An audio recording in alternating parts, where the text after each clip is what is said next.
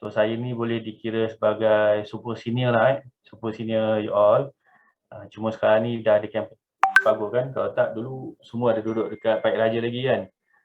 So daripada saya masuk ITO bukan zaman tu masih ITO di bawah EPM.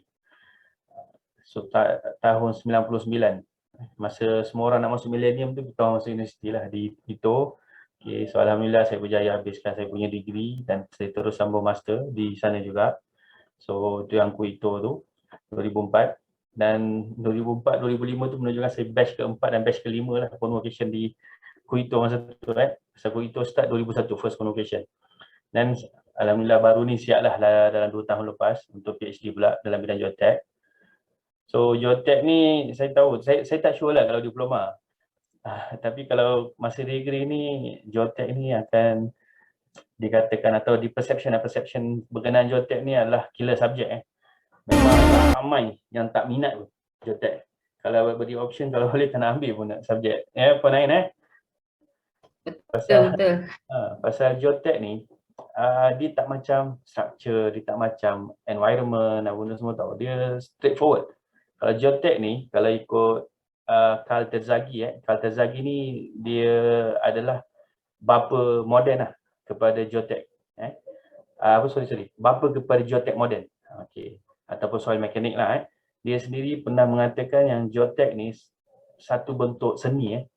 Dia tak kata ni engineering punya barang. Dia kata geoteknik tu sendiri atau mekanik tanah tu adalah satu seni. Di mana kita tak nampak apa yang ada kat bawah tapak kaki kita kat permukaan tanah tu macam-macam bentuk, macam-macam jenis tanah ada, macam-macam campuran dia dan setiap campuran berbeza dari segi kekuatan dia sama ada consolidation dia ke ataupun shear dia ke, memang berbeza. So bila berbeza ni apa yang kita boleh buat? Kita main anggar, buat assumption.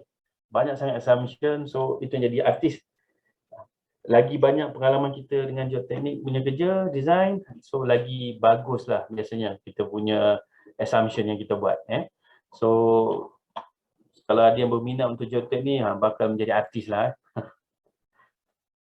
So macam Puan Ain cakap tadi lah, saya punya pengalaman kerja habis master tu saya join company di Batu Pahat, jadi project engineer lah untuk Jalan Chan Shaolin berkenaan depan sekolah Konwen Batu Pahat tu. Jalan tu yang upgrade tu masa saya lah. Dan saya juga terlibat dengan kerja-kerja maintenance di UTHM lah masa tu selepas habis projek jalan. Dan alhamdulillah dapat rezeki masuk kerajaan dalam sektor di JKR lah. So JKR ni kalau tak tengok ni kan biasanya orang akan kata JKR ni sebagai buat jalan atau buat bangunan je kan biasanya kan. So saya sebagai kaki tangan JKR ni sambil-sambil bagi talk ni saya try promosikan JKR lah Pokok ada yang berminat untuk masuk JKR selepas habis belajar ni kan lokal ataupun sama ada selepas diploma ataupun selepas degree lah Sekarang ni minimum requirement untuk join JKR adalah diploma untuk join sebagai penolong jurutera. So kalau saya sendirilah sebelum join JKR ni pengalaman saya tahu JKR buat jalan, JKR buat bangunan. Lain-lain saya tak tahu apa-apa. Tapi once saya join, saya punya posting pertama duduk dekat maritim. So saya punya kerja memang buat structure ataupun infrastruktur di laut dengan sungai macam tu lah So memang pengalaman baru, tak pernah belajar pun benda ni dekat universiti.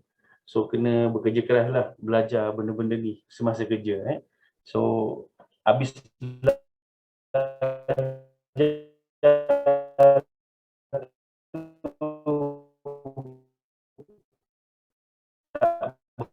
maksud you all dah tak payah buka buku sepanjang hayat. So sentiasa bersedialah untuk pengalaman-pengalaman baru yang memerlukan kita tambah baik ilmu kita lah So first posting saya kat maritim, then saya masuk pula building maintenance dan inspection. Ni bahagian senggara lah senggara bangunan. Habis tu saya masuk forensic structure. Yang ni bila skop yang ni pula bila bangunan tu ada masalah kita pergi masuk kenapa macam forensik lah yang CSI apa yang tunjukkan cerita-cerita lama tu. So kita masuk untuk check apa punca dia jadi macam tu, apa kerja pembaikan yang bagi dibuat macam tu lah. Dan selepas tu saya sambung belajar sekejap dalam 3 ke 4 tahun saya cuti belajar di UTHF dan saya masuk balik bulan 2019 dan saya ditugaskan di kamp tentera di Johor lah. So saya menjaga maintenance di kamp-kamp tentera Johor, dan raya haji tahun lepas saya join pula ke cawangan kejuruteraan Cerun lah, dan masih lagi di sini lah. Okay. So saya mulakan dengan potongan ayat Quran sikit lah, surah Al-Hijr ayat 26, okay, yang menerangkan hubungan manusia dengan tanah lah. So saya tengok tadi majoriti pun Muslim lah kan. So sebab kita sebagai orang Islam ni memang kita lah, kita ni berasal daripada tanah. So dan semuanya kami telah menciptakan manusia, iaitu Adam dari tanah liat yang kering, yang berasal dari tanah kental yang berubah warna dan bau. Okay. So yang mana selalu macam saya lah, macam Puan Ain semua kan, biasa kami bergelumang dengan tanah, sampling kat tanah apa semua tu, memang warna dia macam-macam warna kita akan jumpa. Ada hitam, ada coklat, ada kuning, ada putih, ada merah. Bau dia pun macam-macam bau. Dia tak ada kata tanah. Ada bunyi apa-apa. So bau dia pun macam-macam jenis bau ada. Okay. So sama macam manusia lah, nak kata perumpamaan kan. Kita tengok kawan-kawan kita ke, adik-beradik kita, ibu bapa kita, walaupun semua manusia, perangai tak sama kan. Buat marah, ada yang buat happy, ada yang apa? Kalau hujan itu. Ada soalan ke tu? Nazrul Nazrul, tolong mute. Saya dah mute. Sekejap jadi mute, sekejap jadi unmute punya ni. Nazrul.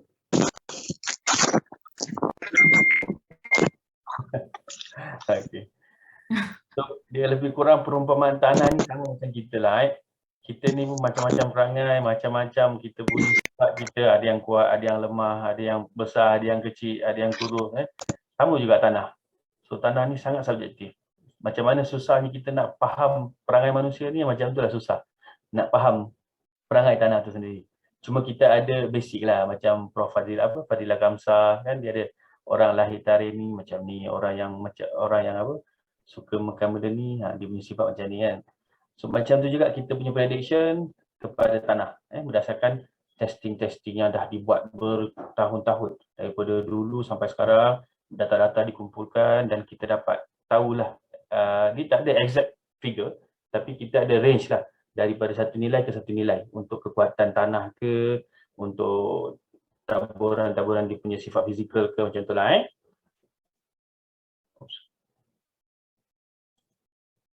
So ni pun sama, ayat lain. So, okay, bila kita kata ni kan, ni bumi kalau ada yang tak kenal ni namanya bumi. Okay, kita duduk kat sini lah, planet ketiga daripada matahari ni. So selalu kita dengar kan, 70% kot permukaan bumi ni ditutupi oleh air. So kita hanya tinggal dalam kawasan yang baki tu je lah, dan 30% macam tu lah. So kita akan buat kerja ke tidur ke apa benda semua atas tanah. Okay. Tetapi kalaulah kata satu hari kan, air ni kering habis, kering kontang. Okay. Macam ni lah rupa dia. Di mana 100% permukaan bumi adalah tanah. So nak tak nak, kita memang tak boleh lari daripada kajian tanah ni. Okay.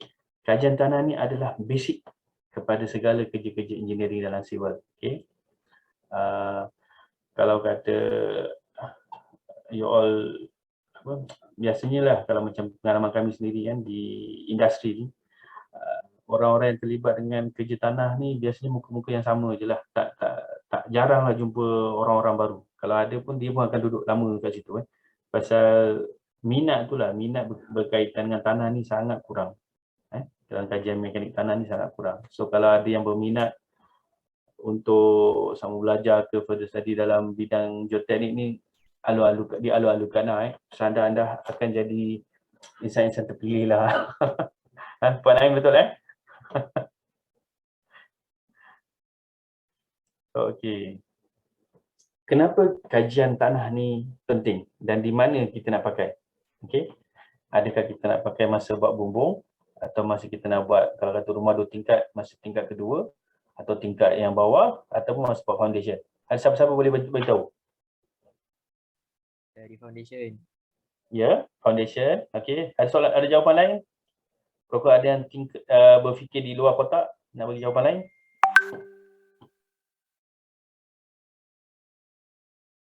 Tak ada Okeylah. So sebenarnya apa yang kita punya dapatan daripada SI tu, kita akan gunakan untuk foundation punya design.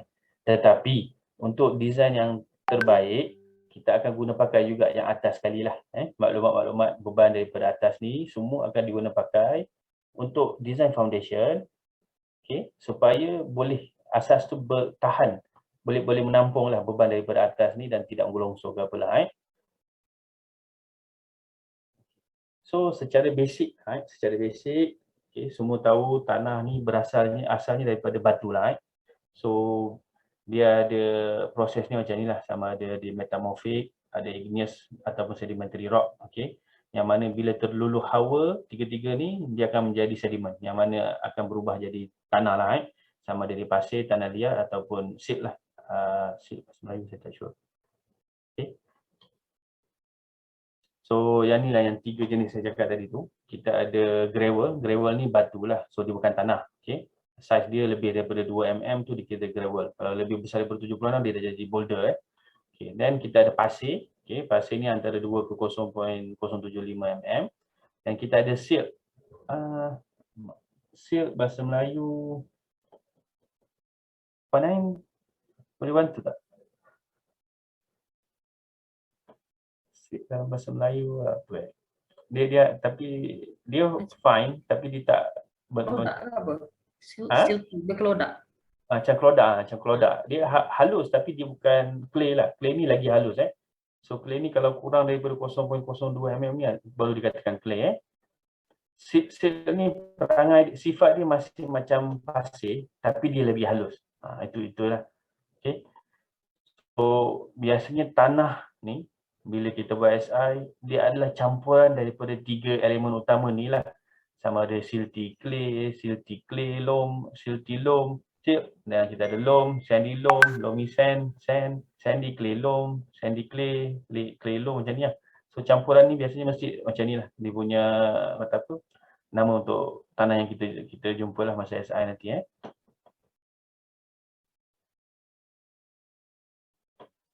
So bila buat profil kita sebenarnya buat SI ni satu, kita nak tahu profil tanah kat bawah permukaan tanah macam mana rupa dia, okey.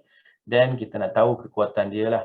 Okay, kita akan ambil sampel sama ada disturbed undisturbed sampel daripada dalam tanah dan kita akan test kat makmal ataupun kita test juga on site nak tahu berapa kekuatan dia. So daripada situ kita bolehlah buat design macam mana untuk sama ada untuk jalan ke, untuk rumah ke atau bangunan-bangunan lain lah So itu adalah penting kenapa kita memerlukan soil profile ni supaya kita tak salah buat judgement dan menyebabkan masalah di kemudian hari lah sama ada semasa construction ataupun selepas construction siap.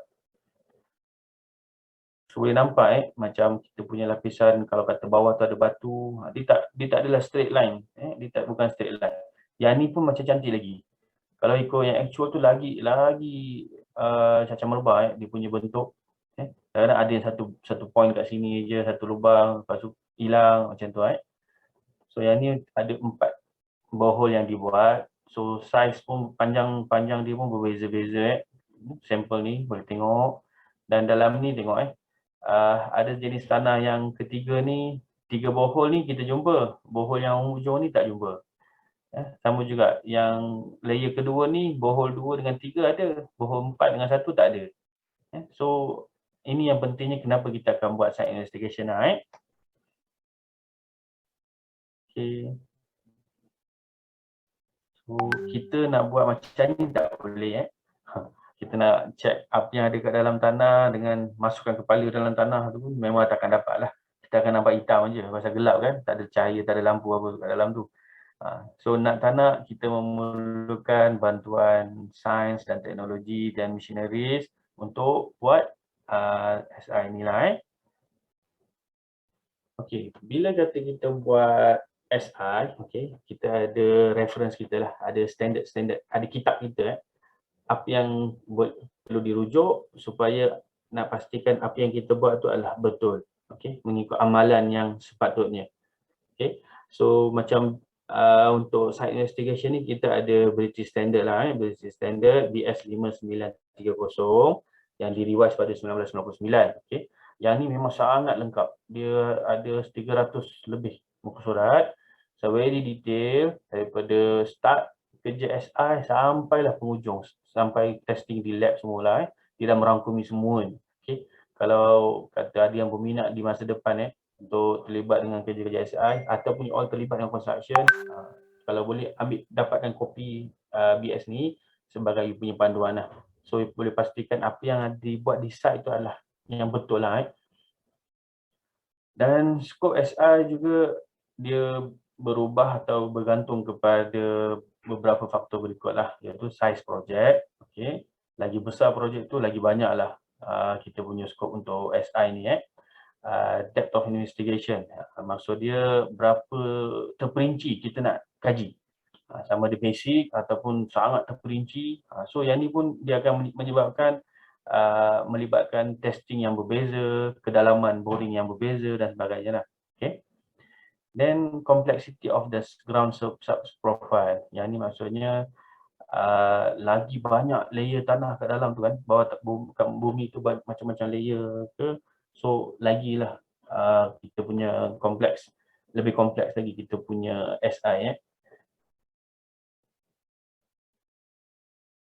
So bagaimana SI ni boleh bantu? Kenapa SI ni penting? Okay. Satu, supaya kita dapat sediakan maklumat yang mencukupi. Saya tak kata maklumat yang lengkap. Belum tentu kita buat tu lengkap lah.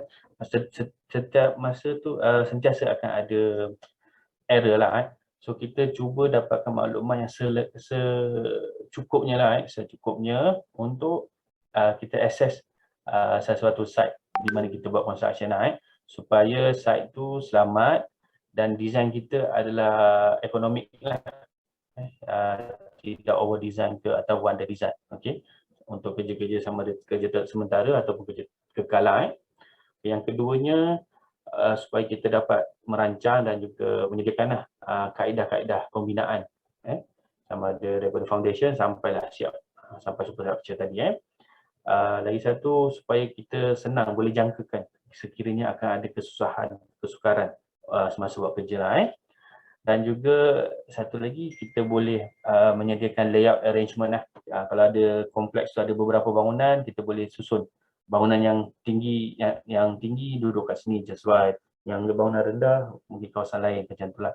Ini semua penting kenapa SI ni perlu dibuat. Okay.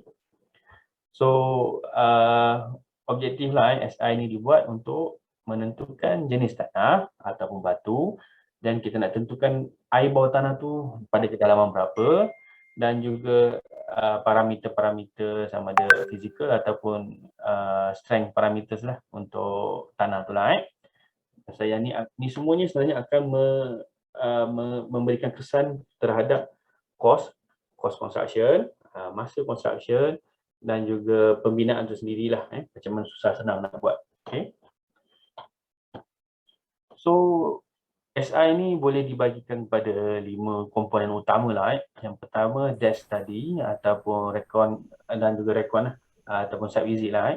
Di mana kita tengok daripada Google, desk study ni kita tanpa pergi ke site, kita dapat tahu okay, tanah yang ni kita nak buat bangunan sekolah 2 tingkat. Okay. So kita try lah tengok kat Google, kan, kita tengok dapatkan kawasan tu kat mana, kawasan berbukit ke macam mana. Sekarang Google 3D pun dah ada kan. So kita dapatkan maklumat-maklumat yang basic macam tu. Dan kita akan pergi melawat site lah. Jangan sesekali you all buat design ke apa-apa tanpa tengok sendiri tapak projek. Pasal selalunya designers yang buat benda macam ni memang macam-macam masalah lah kita akan hadapi once kerja dah jalan.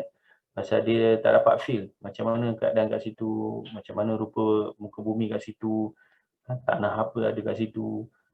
Biasanya saya selalu jumpa masalah ni kan, kalau kawasan tu kawasan gambut lah, tanah gambut. Macam Johor ada area dekat Pontian ataupun kat Pahang yang di Kuantan semua tu lah.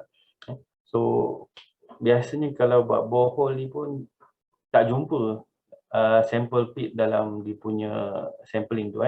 So biasanya orang akan tulis tanah liat, tetapi kat situ tanah gambut. That's why kita penting kita pergi visit site tu kat situ. Pasal dalam borehole ni, kalau kita buat borehole tu, antara kelemahan dia organik punya tanah, especially peat, memang susah nak dapat sampel. So often dia akan assume tak ada. That's why macam kami pernah tengok satu projek di Pontian, jalan raya agak panjang juga, dan sepanjang jalan tu salah disebabkan kesilapan masa buat SI. Bila dalam SI tu tak ada mention pasal gambut, konsultan pun tak tahulah tengok tak tengok, ada buat desk study tak buat desk study.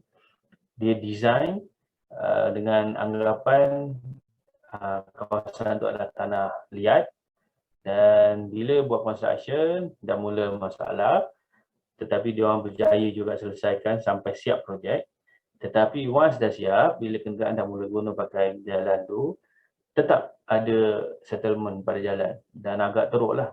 So ni antara sebab lah kenapa kita kena buat desk study dan juga site visit. Then baru kita decide soil investigation pula macam mana kita nak buat. Sama ada adakah mencukupi buat MP ataupun kita nak buat borehole. Okay. Borehole macam mana kita nak buat, lokasi mana kita nak buat, semua kita decide. Okay. Once dah decide, kita nak ambil sampel macam mana, sampel apa kita nak disturb, undisturb, nak buat test apa in situ, nak buat test apa di makmal, dan kita akan buat sampling lah. Okay. So biasanya kat makmal kita akan ambilkan sampel disturb dan juga undisturb lah. Sampel terusik dan tak terusik di site melalui machine boring, dan kita akan bagi test lah, test di makmal. Okay. So field testing pula kita akan buat biasanya lah, biasanya kita field testing ni melibatkan standard penetration test atau SPT. Ini pada machine borehole tu sendiri. Dan kita ada JKR probe, ataupun ada yang ini kalau projek JKR adalah JKR probe. Kalau projek swasta ni banyak Macintosh probe lah. Okay. Dan kita juga ada cone penetration test CPT. Manakala di lab, untuk lab pula kita ada classification test ataupun strength test ataupun chemical test lah. Dia akan bergantung juga. Biasa chemical test ni kalau melibatkan apa macam infrastruktur untuk simpanan air ke macam tu, biasa kita akan buat chemical test lah. Okay, so bila kata desk study, apa yang kita tengok? Kita akan tengok topographic map. Map ni daripada Jupam kita boleh dapat. Kita akan tengok map, lokasi kedudukan tapak kita kat mana, dan kita kena tengok geological map. Geological map ni adalah history, ni adalah sejarah. Kawasan tu kawasan batu macam mana. So daripada situ pun kita boleh lebih kurang dah boleh agak dah apakah jenis foundation yang kita nak buat. Dan kita tengok pula lagi bangunan-bangunan ataupun asas bangunan yang ada kat berdekat tanah. Contohnya kalau kata kawasan gambut, you all boleh nampak bangunan-bangunan semua akan terjongkit. Kalau yang kerajaan buat lah, pasal kita akan buatnya atas pile, so dia akan terjongkit sikit. So kita tahu nak tak nak kita kena gunakan pile juga. So benda-benda macam ni kena agak kita detail jugalah, kena perhatikan di site nanti. Dan kita tengok juga kalau ada data-data SI atau ground investigation yang pernah dibuat kawasan berdekatan, untuk sebagai rujukan kita lah. Jangan pula nak guna pakaian tu, better you buat you punya sendiri. Tapi sebagai rujukan, kita boleh ambil lah data-data terdekat untuk tengok, untuk dapat satu idea lah. Pasal construction ni, dia tak ada kata, okay, kita buat A, lepas tu kita buat B, lepas tu kita buat C. Tak ada. Kadang-kadang tengah buat A, dia dah kena buat C. Dah kena pergi buat G macam tu. Proses tu banyak, mengejar masa. So nak tak nak, kadang-kadang untuk dapatkan idea apa jenis foundation kita nak pakai, size foundation macam mana, kita akan buat kajilah report-report terdekat macam tu untuk dapatkan satu gambaran lah, gambaran supaya kita boleh proceed dulu dengan design awalan apa semua. Once dah siap SI punya data, dah dapat exact kita punya site punya data, baru kita akan finalkan design kita supaya dapat hasil yang terbaik lah untuk projek kita.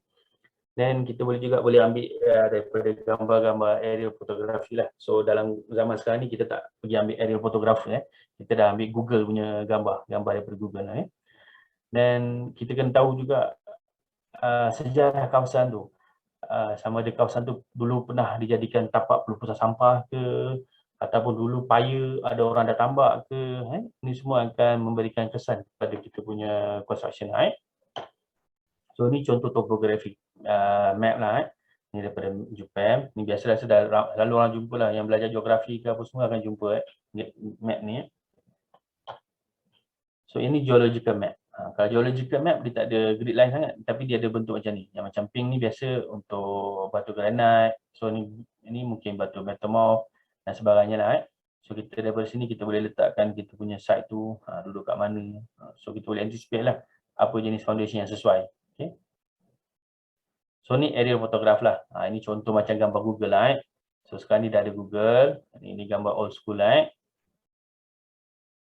So daripada situ kita boleh tengok sejarah dia. Keliling ni tahun 81 tak ada apa, kawasan bukit. Dia punya pembangunan pun agak jauh lah. Dan katalah tahun 85 dah ada kesan penorokaan tanah di keliling site kita. Dan 99 kawasan ni penuh dengan perumahan. So kita tahulah apa nak kita nak buat, apa yang tak boleh buat. Pasal banyak macam-macam guideline ada. Terutamanya kalau kata ada pembangunan di kawasan tanah tinggi ni, ada macam-macam guideline yang kita kena patuh. So kita dah boleh anticipate lah apa yang boleh dan apa yang tak boleh dibuat kat sini. So right record ni kenapa penting? Adalah penting untuk kita confirmkan maklumat-maklumat yang tambahan lah. Macam tadi kita tengok kan, sama ada bukit tu tinggi ke rendah ke, daripada gambar tak nampak, daripada map tak nampak berapa tinggi kawasan bukit ke, atau ada paya tu ke macam mana. So kita perlukan site reconnaissance. So kita akan kaji kawasan-kawasan terdekat ada bangunan ke. Kalau ada bangunan besar, kadang-kadang piling kita kena modify, tak boleh guna pelantak biasa, mungkin kena yang pakai press punya piling. So banyak benda lah kita kena tengok. Dan kita kena tengok juga surface feature lah, samakan dengan topografi map yang kita tengok tadi,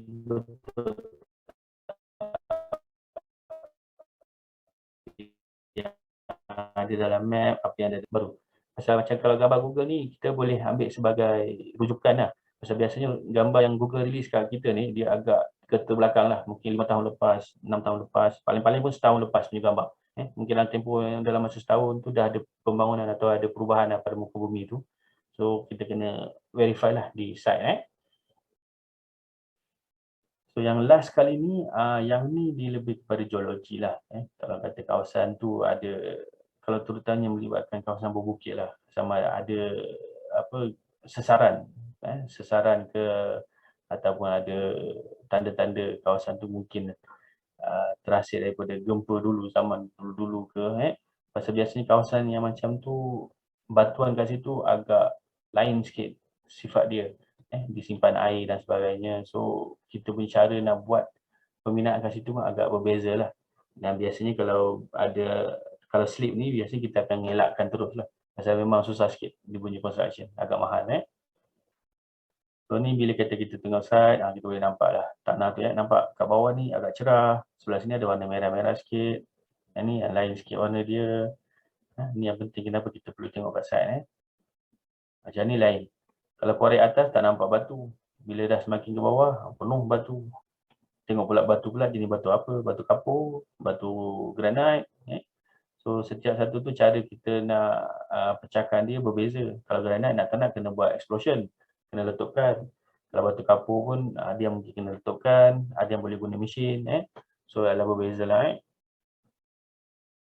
So macam ni, ini batuan loose boulders lah. Mungkin tak isu, kita boleh clearkan lagi atau kita kena pecah dengan mesin. Macam ni kawasan tanah lembut. Kalau bila nampak pokok menyengit, dia naik macam ni kan, biasanya dia tak cukup bearing lah kat sini.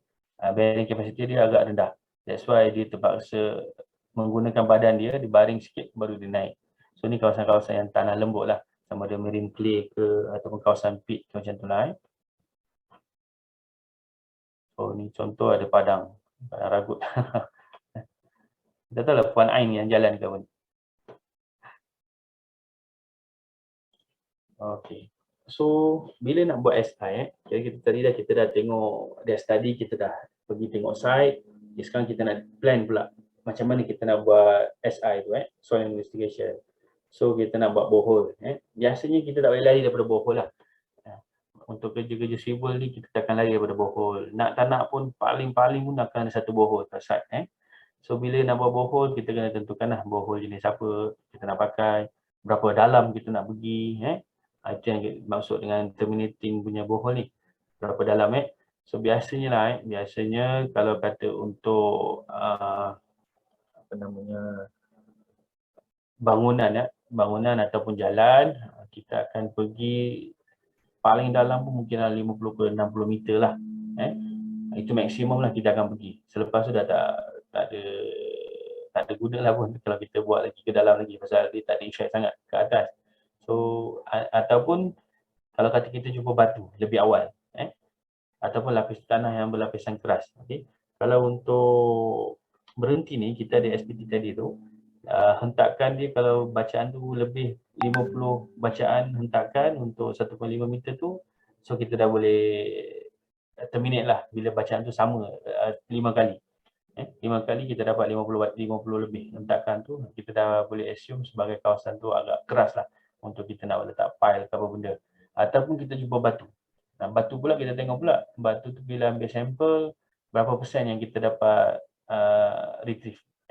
Kalau banyak sangat batunya hancur, kira masih tak cantik lah untuk kita jadikan soket pile ke apa benda kan.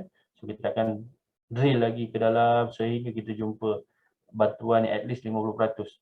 Dia punya panjang tu tak ada retak ke apa benda. Itu menunjukkan batu tu batu yang genuine lah, bukan loose boulders ke yang sesat dalam tanah tu. Okay, lepas tu kita tentukan pula field test. Apa test yang nak kita buat dekat tapak tu. Sama ada SPT ke, CPT ke, ataupun wind shear, dan berapa setiap 1 meter, setiap 2 meter, setiap 10 meter. Ini semua kita tentukan. Okay. Ini biasanya dia akan bergantung kepada designer. Designer akan menentukan benda-benda ni berdasarkan keselesaan dia.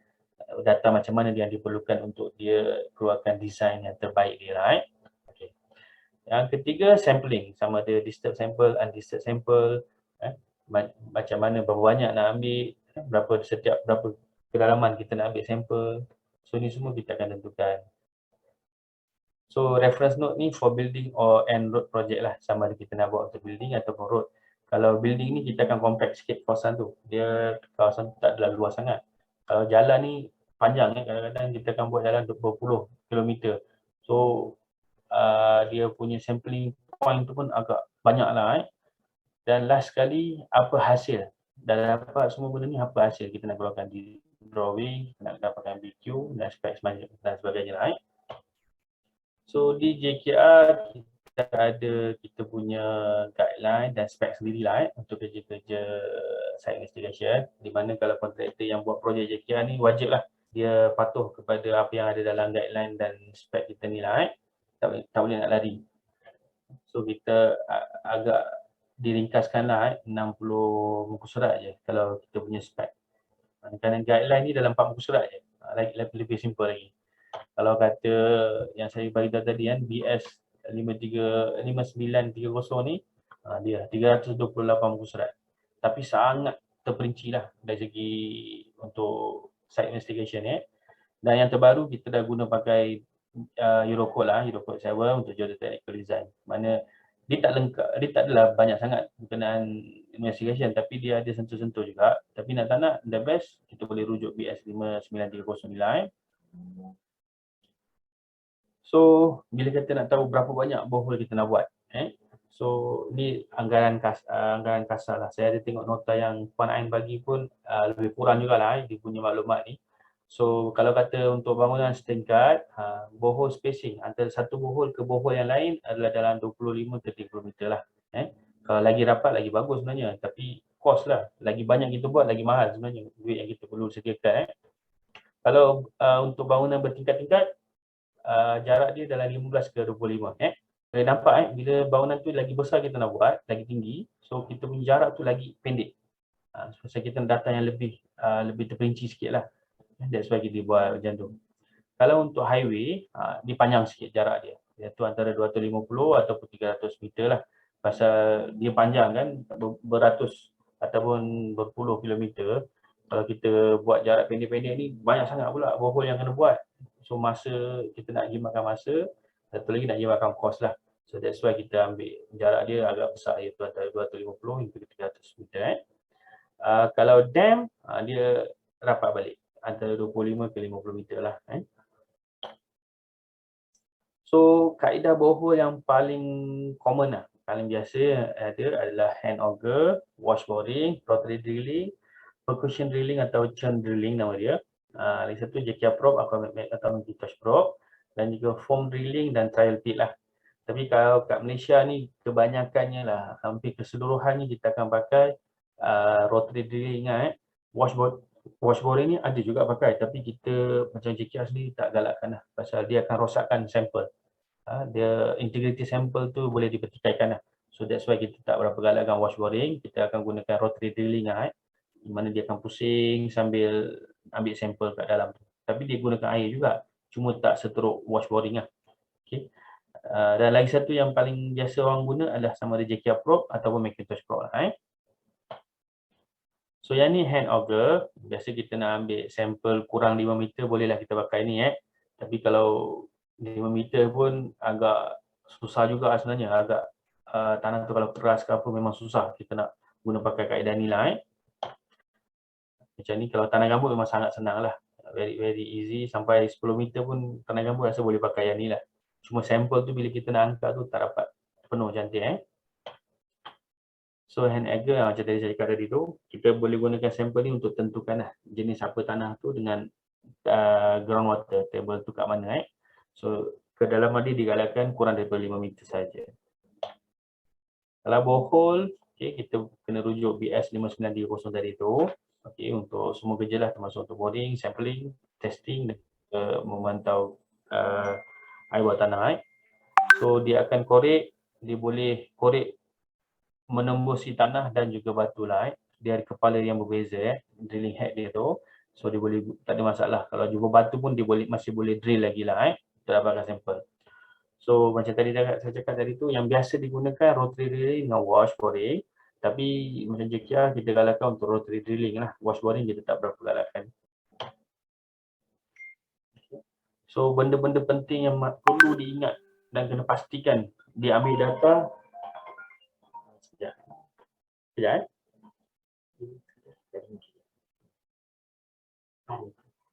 Okay.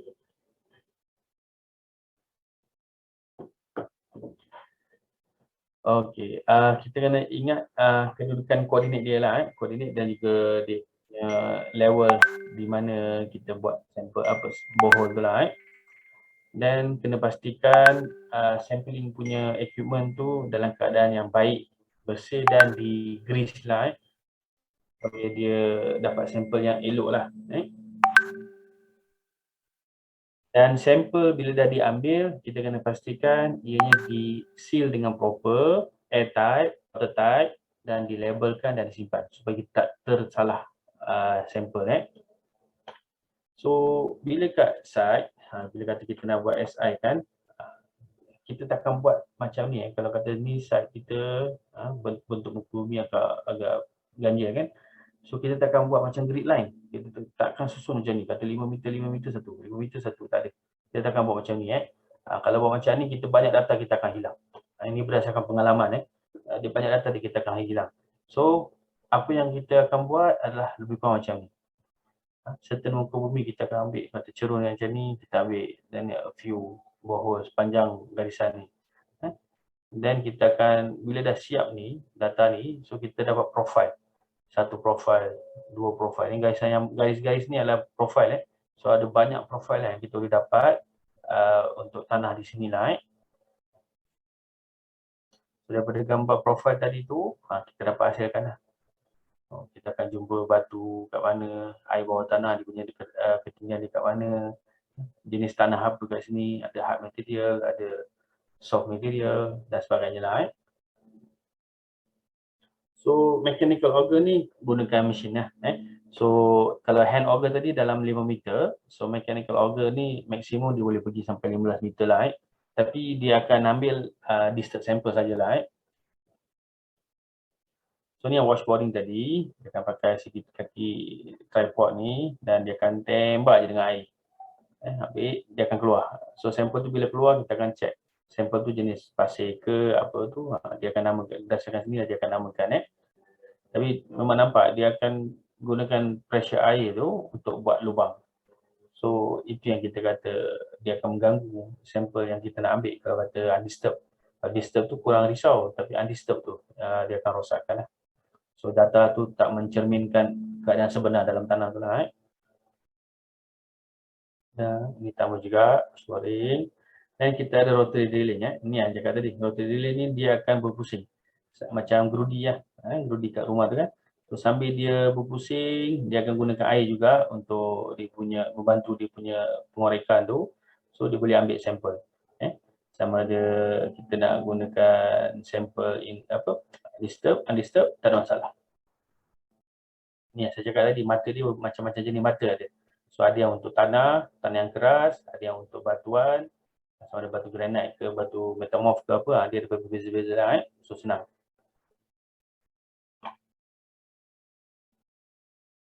So apa yang akan direkodkan semasa buat kerja boring, ini dia. Okay. Dia punya existing ground level, nombor berapa borehole kita buat, 1, 2, 3 dan sebagainya. Cuaca masa kita buat borehole tu macam mana, berapa banyak sampel kita ambil, sama ada sampel disturbed, sampel undisturbed, semua kita akan rekodkan. Soil description ni yang bila kita tengah gerudi tu, air yang kita gunakan untuk memudahkan pengorekan tu, dia akan keluar ke atas dan membawa sekali sampel yang kita tengah gerudi masa tu lah. So daripada sampel tu dia akan dia ada berpengalaman punya supervisor lah. Supervisor yang berpengalaman dia akan tentukan sama ada jenis tanah apa berdasarkan visual punya inspection lah kat situ. Dan kita ada boleh tentukan groundwater level kat mana, berapa dalam jumpa air muka bumi, dan kita ada kedalaman borehole tu sendiri berapa dalam. Recover ratio, yang ni untuk batu lah, berapa banyak yang kita dapat recover dengan QD dia lah berapa persen. Lepas tu apa sampel yang kita ambil undisturbed, dekat kedalaman berapa, kita akan tandakan dalam rekod kita. Dan disturbed sampel kita ambil pada kedalaman berapa. Dan measure sampel ni, kalau ada sampel kita ambil, semua kita akan menentukan sama ada di measure ataupun core sampel. Dan last sekali kita akan ada maklumat berkaitan dengan standard penetration test atau SPT lah, berapa blow. Okay, untuk SPT ni penukul dia penukul dia yang kita gunakan adalah seberat 63.5 kg. Memang berat kalau kita nak gunakan tenaga manusia memang susah lah. So that's why kita gunakan mesin. So agak mudah lah. So mechanical ni senang sikit lah supaya energi tu tak loss. Seterusnya kita ada ketinggian kejatuhan 76 cm. Kena pastikan setiap kali hentakan tu adalah samalah dia punya ketinggian ni. Tak boleh kurang, tak boleh lebih. Pasal nanti energi yang dikenakan ke atas hentakan tu berbeza. Dan rekod bilangan tu hentaman pada setiap 75 tu kita akan note lah. So setiap 75 mm yang masuk kita akan tandakan. So bacaan akhir dia dalam bentuk N lah, nilai dia N. Yang ni kita boleh convert kepada kekuatan Ritchie lah, shear. So kita dapat gunakan untuk design lah. So ni lebih kurang lah dia punya bacaan dia. Bacaan N, kalau kata 0.4 kita boleh katakan kalau untuk tanah pasir dia very loose lah. So kalau level 50 baru kata dense, very dense soil. Kalau kawasan tanah dia tanah liat 0.2 tu pun very soft. Dan 2 ke 4 soft. Dan kalau dia dah capai 30 ke 50 baru kita anggap dia sebagai tanah yang keras lah. Tapi biasa kita akan tunggu 50 ke atas lah. So untuk measure sampel ni sesuai untuk tanah baki, tapi tidak sesuai untuk tanah yang mengandungi gravel atau pasir lah. Dia tak melekat nanti. Tanah yang pasir ke atau yang berbatu ni dia tak melekat. So bila kita angkat sampel ni, tube tu dia akan jatuh dalam lubang tu balik. Kalau untuk tanah yang berjelekit dan sederhana kenas, ini macam tanah liat lah. Okay. Tanah liat ni kita akan gunakan thin wall sampler lah. Kalau untuk tanah yang macam berpasir tadi, kita boleh gunakan piston sampler.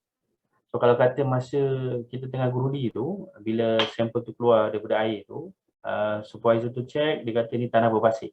So dan kita perlu ambil kata undisturbed sample kat situ. So dia akan kata okey kita gunakan piston sampler. Kalau kata tanah tu keluar tanah liat, okey dia akan cakap gunakan tin wall sampler. Dia akan tentukan masa kat site. Ni yang penting orang yang ada tu berpengalaman lah, supaya dia boleh determine, dia boleh buat keputusan segera kat situ. Pasal kalau tanah berbeza, kita gunakan kaedah sampling yang tak sesuai, kita takkan dapat sampel. So rugi je buat benda tu. So satu borehole kalau ikut harga JKR ni hampir 20 ke 30 ribu. So kita tak nak membazir lah duit. Dan kita ada split spoon sampler, yang ni kita sekalikan dengan ujian SPT lah, yang standard penetration test tu. So bila selepas ketuk tu, yang kita angkat keluar sampel tu, dia dah ada dah sampel disturb lah yang ni, pasal kita ketuk kan. So dia dikategorikan sebagai sampel disturb lah. So yang ni kita boleh buat ujian-ujian di makmal lah untuk disturb sampel. Dan open tube sampler ni, ni untuk saiz besar lah. Yang ni untuk rock lah, rock coring. Ini kata recovery ratio. Kalau kurang daripada 50% ni dia masih tak bagus lah. So nak tak nak lebih 50% RQD dia, baru kita boleh anggap batu yang kita jumpa tu batu yang elok lah, yang boleh dijadikan foundation atau socket untuk piling atau apa benda. So ni contoh SI bila kita buat di atas tanah lah, online. So ni yang dia kata tadi rotary punya mesin tu, dia akan berpusing sambil dia drill. Turun naik ke ataupun naik pun dia akan tetap berpusing. So ni supply lah. So nak tanam bila buat drill ni mesti ada air. Kalau orang buat kerja drill dia tengok tanpa air tu, tu tipu lah tu. Sekejap seminit.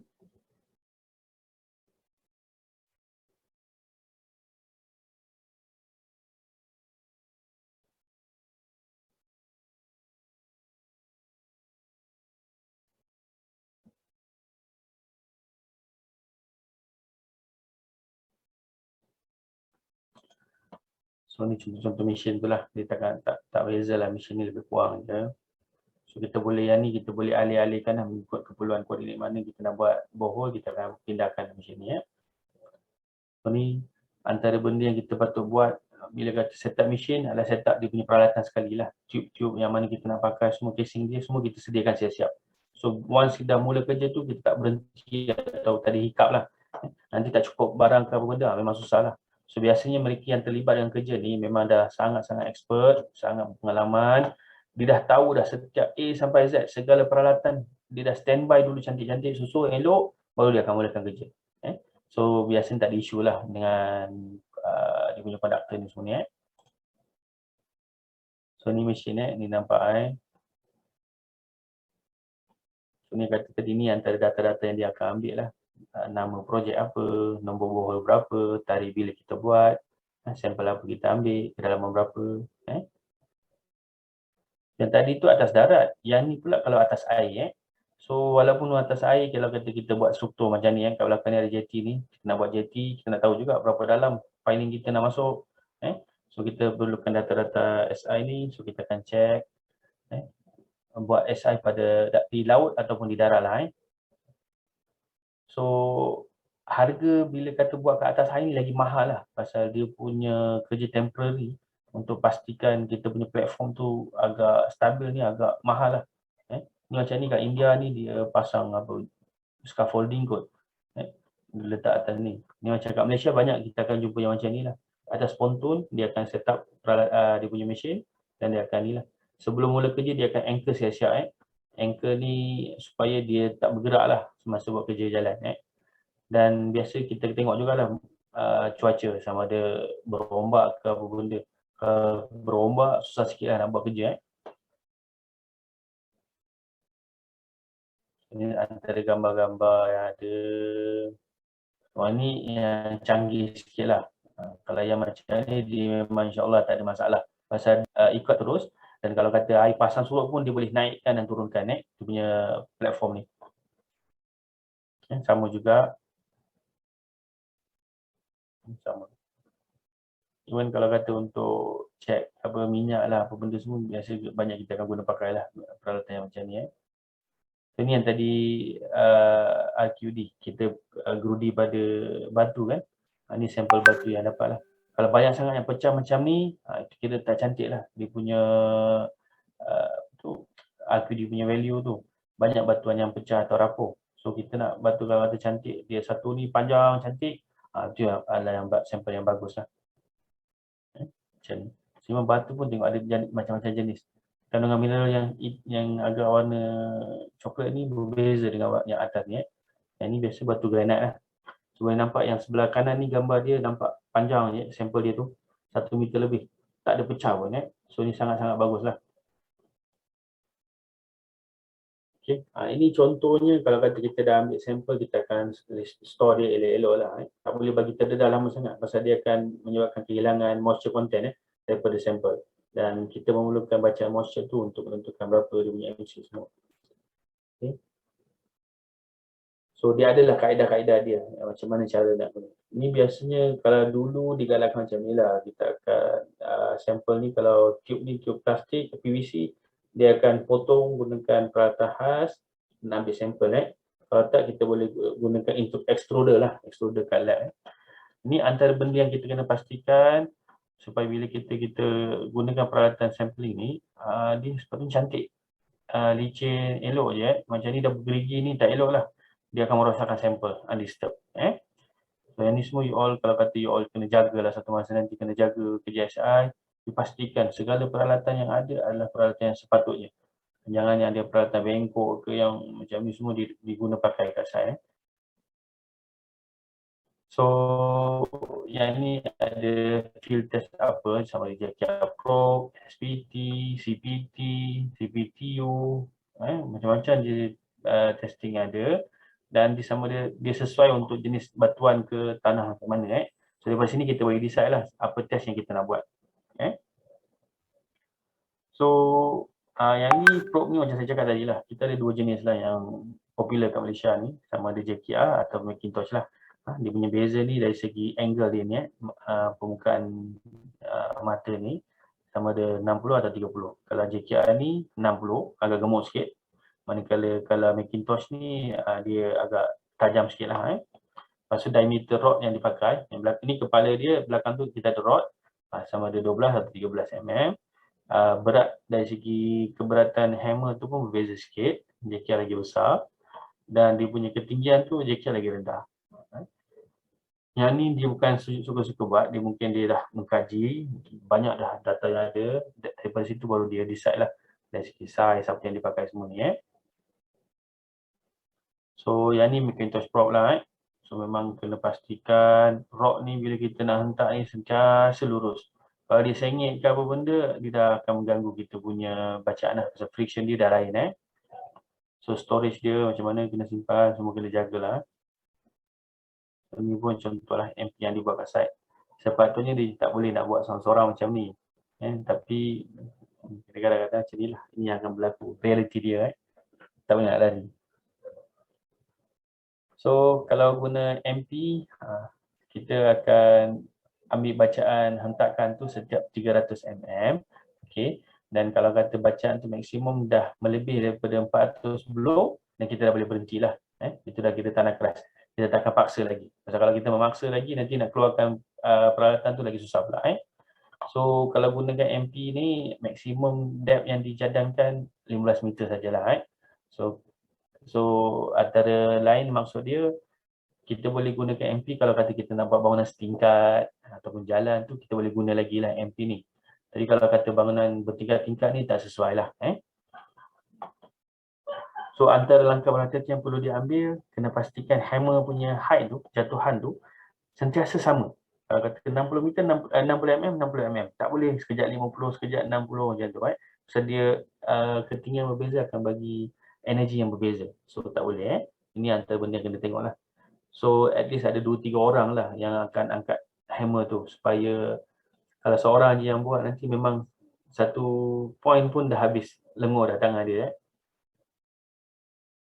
So selepas gunakan, pastikan semua barang-barang tu dibersihkan elok-elok dan diminyak lah supaya next time kita nak guna tak rosak apa. Kalau kata rod yang kita pakai tu kalau bengkok, jangan pakai. Kalau rod yang bengkok tu dia dah akan bagi friction yang berbeza. So dia tak betul lah, tak proper. Okay. So ni antara kesilapan-kesilapan yang biasa dibuat lah bila kita nak buat test Macintosh ataupun JK Probe ni. Yang tu saya cakap tadi lah, hammer tu kita tak angkat betul, angkat sikit je lepaskan, angkat sikit je lepaskan. Lagi rendah dia punya ketinggian hammer tu, lagi banyaklah bacaan blow. Nanti sepatutnya tempat tu baru 100 blow, tapi kita dah bacaan dah 400 blow lah. Dah tak betul lah. Then force into the exerting force. Kira bila lepaskan tu kita free fall. Jangan pula paksa kita ketuk sekali. Kalau kita sendiri yang hentak hammer tu lagi rendah pula bacaan dia. Tempat tu dah keras, pasal kita ketuk sekali, dia yang ni penandaan. So biasa pada rock tu kita akan tanda setiap 300 mm tu. Kalau kata silap tandanya 200 mm, sekali tengok bacaan berapa, dah tak betul dia kena tengok.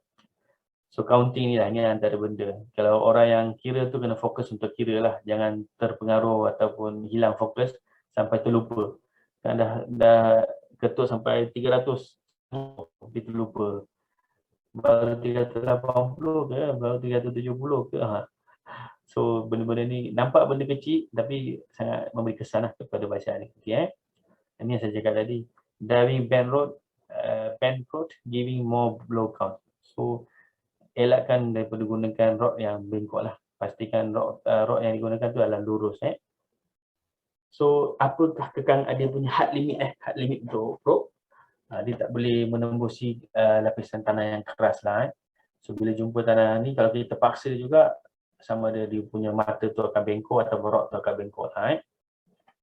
Tapi bahaya juga, pasal kadang-kadang kat tanah ni kita dah jumpa lapisan keras, tapi lapisan keras tu nipis je, selepas tu ada balik lapisan lembut. Kalau guna ni agak masalah lah, mungkin kita tak dapat detect lapisan lembut di bawah lapisan keras tu. Ini bahaya adalah, that's why biasanya benda ni kita akan buat sekali dengan borehole. Borehole pun kita akan buat, kalau kata borehole tu tak boleh nak buat banyak-banyak disebabkan kekangan kos, kita akan tambahkan point untuk Macintosh Probe ni banyak sikit lah. Dan kita tak boleh nak penetrate deeply into medium strength. Ni pun sama juga. Kalau kata tanah tu, kawasan tu tanah agak keras sikit ataupun berbatu, dia susah juga nak tembus. Dia tak boleh langsung diguna pakai di kawasan yang berbatu. Pasal dia satu, mata dia akan rosak. Satu lagi dia akan energi tu akan patah balik. So dia memang tak boleh tembus pun. Last sekali, probing at great depth in the soft soil. Dia takut dia jatuh lah. So, disebabkan tanah jenis certain tanah yang sangat lembut ni, dia akan pengaruhi resistance tu lah. So dia akan bagi bacaan yang tak berapa proper. So bila kita buat JK Probe, okay, kita ketuk, kita ketuk, kita hantarkan. So nanti kita akan kumulate, kita akan jumlahkan dia, dan daripada situ kita akan buatlah plotkan graf macam ni. Daripada graf ni kita dah boleh dapatlah jenis tanah. Biasanya atas ni topsoil, okay, dan kita ada lapisan tanah yang pertama, okay, dan seterusnya kita ada lapisan tanah yang kedua, dan kita ada jumpa lapisan tanah yang ketiga. Ini secara kasarnya macam ni lah. Daripada bilangan blows ni kita dapat convert kepada berapa kilonewton per kekuatan lah. So yang ni kalau kata open punya ni lah, open pit. Tapi open pit ni jarang lah kita sebenarnya guna buat, pasal kalau jenis tak buat proper, takut tanah tu jatuh atas kita lah bila kita duduk kat dalam lubang ni. Dan kadang-kadang macam tanah yang lembut sangat ni pun kita tak boleh nak berdiri pun kat situ. Tenggelam nanti dengan kita sekali. So kita tak berapa galakkan lagi lah gunakan open pit. Tapi kita boleh buat open pit ni untuk tengok bentuk lapisan tanah yang ada kat situ lah. So, ini contoh macam marine clay lah. Sangat lembut. Kalau berdiri atas ni pun, walaupun orang saiz kecil pun boleh tenggelam. Dan melekat. Dia tenggelam dan melekat. Nak keluar balik sangat susah. Dia macam dah gam. Ini correlation lah. Macam mana kita nak dapatkan, kalau kata kita buat Macintosh Probe, macam mana kita nak jadikan bacaan tu sama dengan nilai SPT. Kita akan gunakan formula yang ni. So daripada tu, okay, SPT, kalau kata JK Probe. So kalau SPT 0 ke 20 dia sama dengan 0 ke 10 blow JKR punya probe lah. Sama juga. So yang ni lebih 30 hard, ni lebih 100 dia dah baru sampai hard. Jadi sebenarnya kalau ikutkan probe ni Macintosh PJKR ni, sebenarnya 100 blow ni pun dah mencukupi dah untuk kita berhenti. Itu dah kira tanah dah agak keras, agak kuat untuk kita buat foundation. Cuma bila spec dah kata standard dah cakap sampai 400 ni, dah tak nak kita paksa buat lah untuk for the sake kata kat mana kita nak terminate. Tapi untuk design, kalau kata untuk dapatkan platform kat mana yang bagus, 100 blow ni pun dah kita dah berhenti dah. So ni untuk JK approve juga lagi. Okay, so seterusnya ground water level. Okay, kenapa kita perlu dapat tahu? Kena kenal pasti kat mana ground water table, betul kan? Biasanya kita akan ambil bacaan dia awal pagi.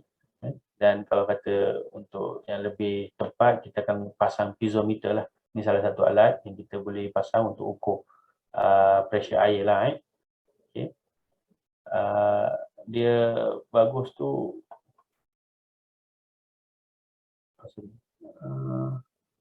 yang ni kalau kata borehole tu jangan terus kita ambil bacaan dia lah, pasal dia akan ambil masa untuk stabilkan air dalam tanah tu.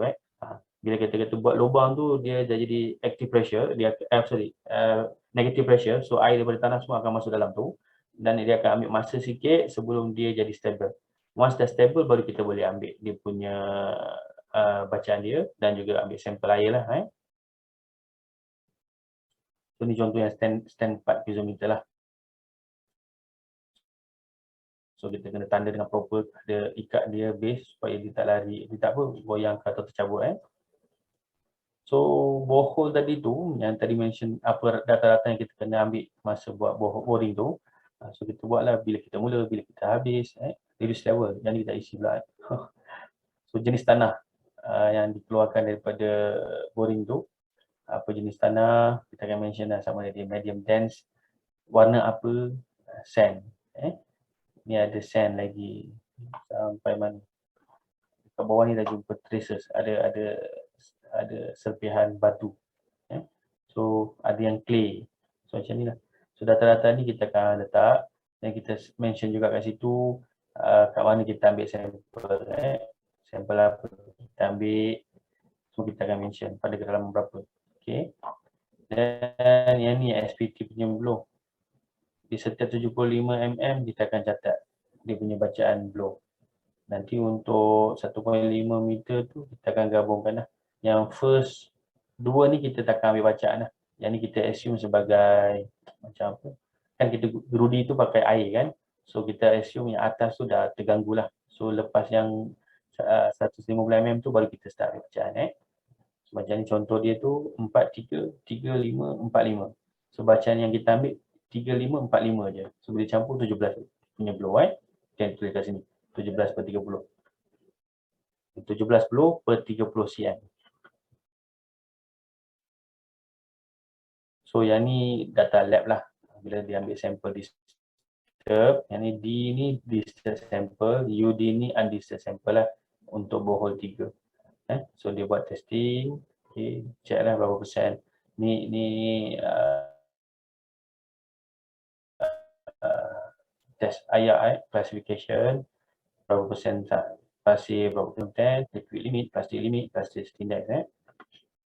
Yang ni kalau kita buat consolidation lah. So kita ada data consolidation. Ni ada dia buat shear UU sample.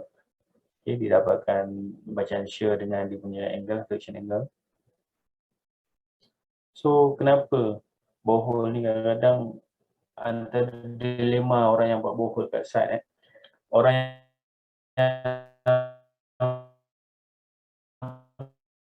boleh buat elok-elok dan reportnya siap dalam masa 3 bulan. Jadi nak tapi orang ni tak pilih pasal lama sangat. Tempoh tu lama sangat untuk disiapkan kerja. Orang kedua pula datang, 1 hari boleh siap. Report sebulan. Itu pun dia tak ambil juga. Pasal ada orang ketiga datang, dia kata SI report siap 3 hari. Yang ni tak payah pergi site pun tak apa, report dah siap. Ini semua tak ada bagai lah. Ini bila you all kerja nanti, you all akan jumpa lah keadaan yang nombor 3 ni sebenarnya. Kadang-kadang dia orang guna pakai report terdekat, dia tukar tajuk projek apa semua, lepas tu dia hantar kat kita. Kata ni projek kita punya data lah. So yang ni semua kena hati-hati lah. Dan jangan sesekali all jadi macam orang senario ketiga ni lah. Elakkan lah, kita biar buat yang proper supaya hasil kita pun elok dan kita akan sentiasa dikenali sebagai orang yang menghasilkan benda yang elok lah. So next kita pergi tengok laboratory test sikit. Wah, 30 dah. Okay, so ni macam ni contoh kita ambil undisturbed sample. So disturbed sample ni kita boleh ambil sampel terus packing dalam plastik yang elok dan simpan lah untuk elakkan dia hilang moisture dia lah. Dan kita ada undisturbed sample. So undisturbed sample ni kalau kita ambil sampel, ini saya tunjuk yang kat pit lah. So kita ambil sampel tu bila keluarkan, kita curah dengan lilin lah. Lilin ni untuk elakkan moisture tu keluar daripada sampel tanah tu daripada tube. Lepas tu kita tutup dengan aluminium foil ke apa, dengan plastik supaya ambil langkah berjaga-jaga lah untuk elakkan seberapa banyak boleh kita nak elakkan daripada air keluar daripada sampel ni. So antara test yang boleh kita buat kat lab adalah ni lah, moisture content, particle size distribution, specific gravity, Atterberg, organic, fiber. Yang ni dah shear strength punya karakteristik tu lah. One dimensional consolidation dengan triaxial. So, ini contoh untuk moisture content. Ini untuk particle size.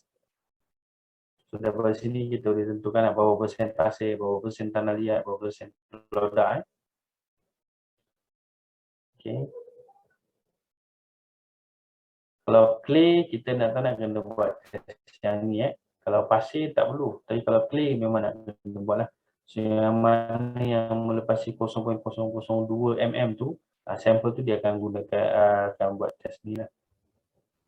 Dan kita ada specific gravity, Atterberg limit, ni untuk tentukan liquid limit, plastic limit dan plasticity index. Sama. Asyik, yang kalau diploma dia ada buat lab juga Puan Aini Puan Aini? Ada. So rasa all dah familiar lah taklah saya nak terang sangat So macam organic content ni biasa kita buat untuk organic soil je lah, untuk tentukan dia organic soil atau bukan. Kalau mineral soil kita tak perlu buat organic content punya test lah. Mana yang ni dibakar sampel tanah tu dalam suhu yang sangat tinggi lah, 400 darjah Celsius lebih, untuk pastikan berapa banyak benda organik dalam tu lah. Ini untuk fiber content biasa untuk pit sajalah, untuk tanah lain kita tak pakai. So ini one dimensional consolidation test. Ni kalau kata untuk settlement, kalau kata kita nak bangunan apa semua, kita akan buat test ni lah untuk dapatkan data dia. So ni dia punya komponen lah untuk testing ni. Dan kita ada triaxial. So triaxial ni kita ada unconsolidated undrained. Yang ni sampel cepat siap testing ni. Kalau consolidated undrained mungkin sehari ke 3 hari. Kalau consolidated drain ni ambil masa yang sangat lama lah.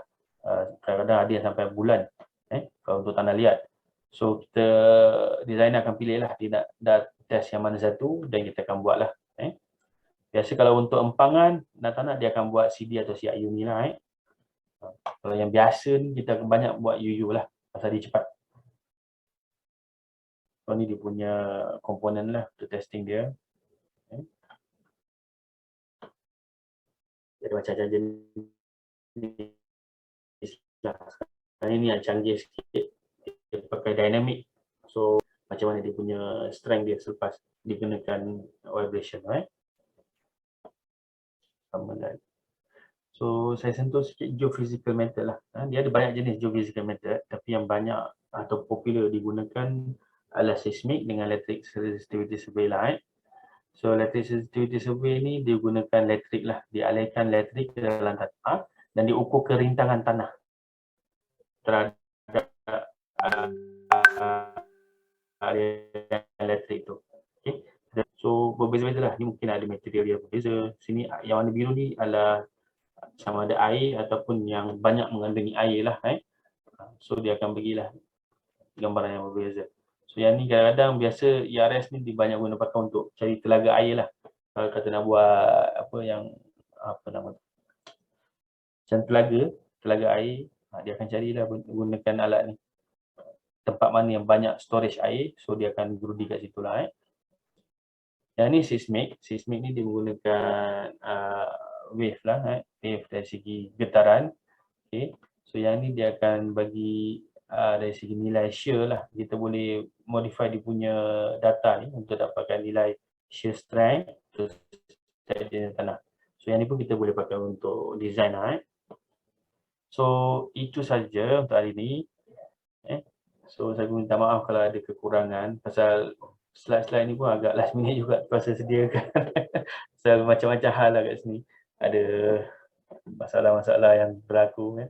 Dan sekarang ni kalau semua perasan pun cerun runtuh ni banyak sangat berlaku So agak busy sikit lah. So sorry lah kalau ada kekurangan. So kalau ada nak tanya apa-apa, ada masa sikit lagi ni. Kalau nak tanya, tanya sekarang. Ada apa-apa yang terlintas di fikiran? Tanya. Ada orang nak tanya? Tak ada orang tanya, saya lah tanya. Doktor, doktor kan terlibat dengan cerun kan. So biasa kalau untuk cerun, so doktor kan selalu pergi dekat site once dah ada apa, atau cerun yang dah runtuh ataupun yang berisiko. Biasanya apa yang kita pantau? Macam mana nak pantau? Apa yang doktor ditengok?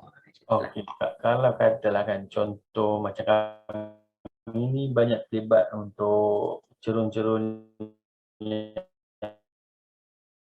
fail Oh, yang dah fail bahagian maintenance cerun. So kalau cerun yang runtuh tu, satu first thing kita kena tengok sama ada dia aktif atau tak aktif pergerakan dia. Okay. Kalau aktif tu kena bagi masa dia untuk settle down first biar dia berhenti pergerakan, tak ada lagi yang aktif, then baru kita dapat masuk ke site lah untuk tengok apa yang ada.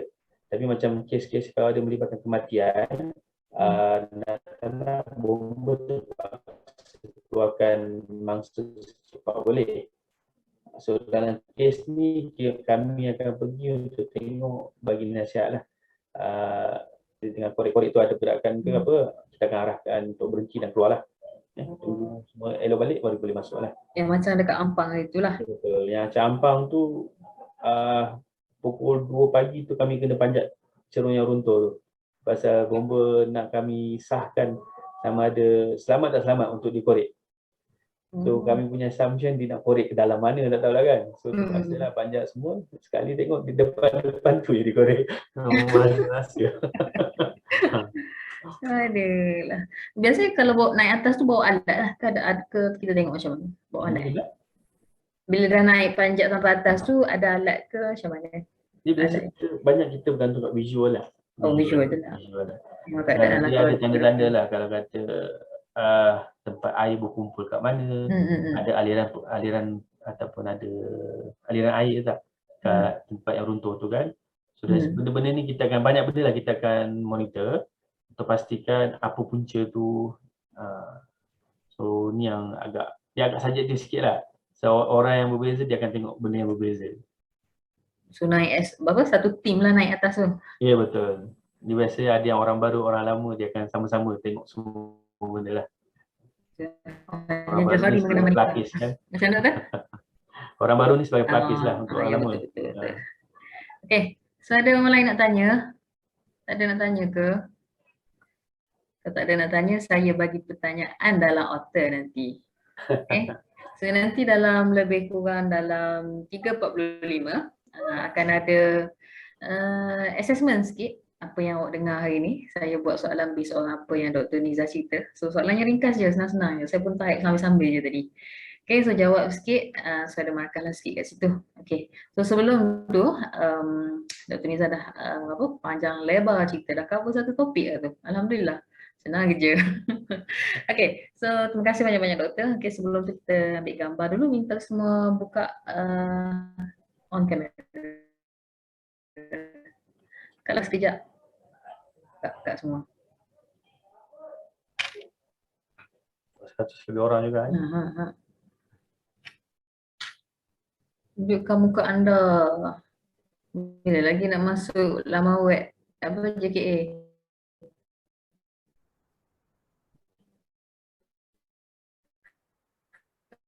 JKA.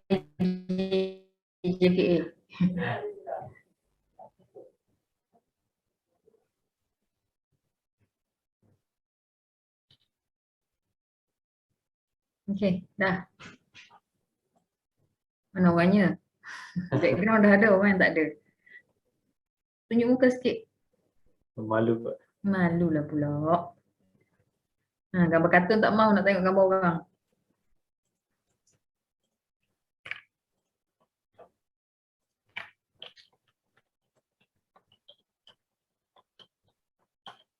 Okey, dia ready ya? Okey, 1, 2, 3. Sekejap ni.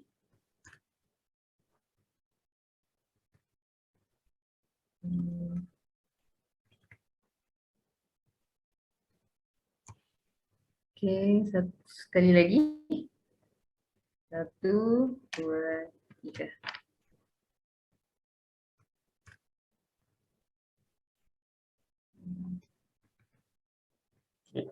Okey. Saya sebenarnya penasihat industri untuk program awam diploma. Tengah apa? Oh, penasihat industri. Kemarin tahun depan kalau projek akhir tahun FYP sekarang. Jangan dah LI ya? Oh, dah buat dah. Hmm. Oh, tak sempat lah jumpa. Okay, so tu saja untuk hari ini. Terima kasih atas kerjasama semua orang. Sekejap lagi ya, jangan lupa quiz simple je. Okay, so, terima kasih banyak-banyak Dr. Niza. Jamuan tak ada buka puasa kat rumah.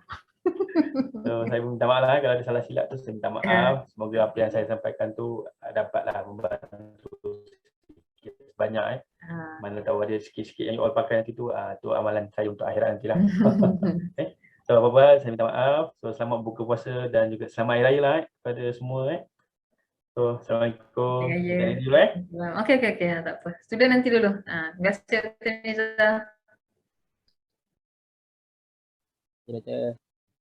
Okay, so kita ni saya ada task senang je dalam Otter. So nanti attendance tu isi kat tepi. Nanti saya cubalah masukkan dalam punya sistem tu.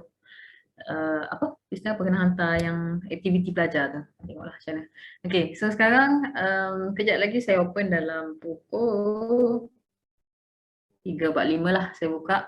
So soalan tu ada 13 soalan, 14 soalan je. Soalan pun ada betul salah, ada jawapan yang ringkas.